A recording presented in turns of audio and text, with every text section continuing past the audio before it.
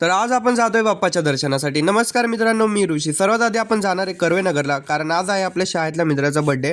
आता 4 वर्षानंतर आम्ही भेटतोय. म्हणजे शाळा झाल्यानंतर कॉन्टॅक्टमध्ये तर होतो, पण आज 4 वर्षानंतर आम्ही भेटतोय. पण आम्हाला कुठल्याही गोष्टीचं गिल्ट नाही आहे की 4 वर्षानंतर आपण भेटतोय.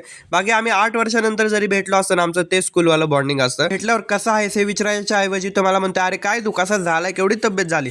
हा रे म्हणलं, करायची कमी, जे तो येऊन तेच सांगतोय. त्यानंतर आम्ही गेलो इकडे तिकडे जरा फिरायला. फिरून आल्यानंतर त्याला घरी सोडलं. मग त्याच्याच एका मित्रासोबत गेलो केक आणायला.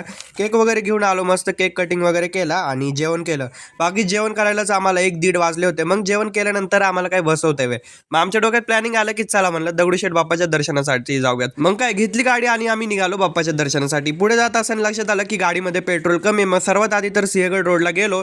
तिकडनं पेट्रोल भरला. बाकी हे बघा, गाडीवर जात असताना कावळा का कबूतर माहित नाही ह्यांना का, म्हणजे माझं चांग दिसतं यांना हागायला. गेल्या वेळेस पण हाच सीन झाला होता. आता दर्शनाला जातोय म्हणून मी बहुतेक माझं डोकं घरीच ठेवून आलो होतो, कारण युट्यूबसाठी मी लॉंग व्हिडिओ शूट करत होतो आणि नंतर शूटच केला नाही का, तर माझ्या डोक्यातच नव्हतं, म्हणजे विसरून गेलो होता. बाकी इकडे आम्ही 2 वाजता पोहोचलो आणि बाहेर तर गर्दी होती. आम्हाला वाटलं आतमध्ये पण तेवढीच गर्दी असेल, पण असं काही नव्हतं. आतमध्ये एकदम म्हणजे थोडाच क्राऊड होता आणि फर्स्ट टाइम आम्हाला असं व्यवस्थित आणि शांतपणे दर्शन करायला भेटले, कारण नेहमी ज्यावेळेस येतो ना त्यावेळेस गर्दी इतकी असते. आणि बाकी दर्शन वगैरे घेतलं आणि आम्ही घराकडे निघालो. Thank you so much guys for watching. Bye bye.